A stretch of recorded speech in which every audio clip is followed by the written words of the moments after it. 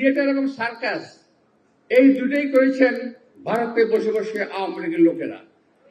আর এই দেশের মানুষ এই দেশে বসে যুদ্ধ করেছে।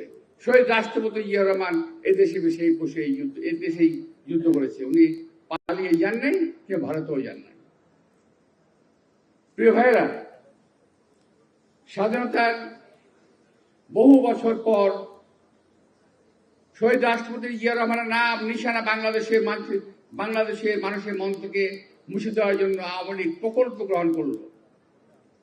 কিন্তু বাংলাদেশের মানুষের মন থেকে শহীদ রাষ্ট্রপতি জিয়া রহমানকে মুছে ফেলা যায় নাই। ইতিহাস থেকে শহীদ রাষ্ট্রপতি জিয়া রহমানকে মুছে ফেলা যাবে না। বাংলাদেশ যদি স্বাধীন থাকবে, ইতিহাস ততদিন শহীদ রাষ্ট্রপতি জিয়া রহমানের কথা বলবে।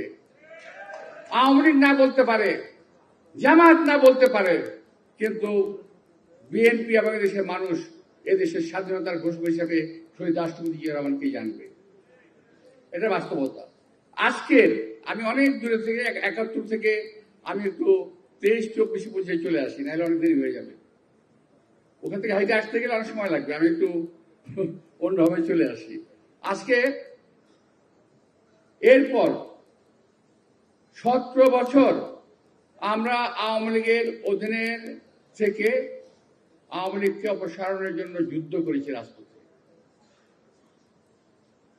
অনেক ভাই বোন শাহাদাত বরণ করেছে, শহীদ হয়েছে। আমরা মৃত্যুর ঝুঁকি নিয়ে জেল জুলুম খেটে এতটা বছর কখনো পরিবার থেকে বিচ্ছিন্ন হয়ে, কখনো পরিবারের মধ্যে থেকে, কখনো জেলে, কখনো রাজপথে থেকে আমরা যুদ্ধ করে যখন শেষ সময় আসছে, একটা তীব্র আন্দোলনের মুখে এই সরকারের পতন ঘটেছে। অনেকে এককভাবেই সরকারের পতনের দাবি করে। আবার কি বলে জানেন? আবার বলে 17 বছর আপনারা কোথায় ছিলেন? কাকে জিজ্ঞেস করে? বিএনপিকে। দেশের মানুষ অপেক্ষা করবে না আমার আপনার জন্য। দেশের মানুষ সেদিন প্রমাণ করবে। এতদিন যাবৎ ওই মুখ পোড়ারা আমার নেতা সম্পর্কে যা কিছু বলছেন সমস্ত কিছুই ভুয়া এবং মিথ্যা।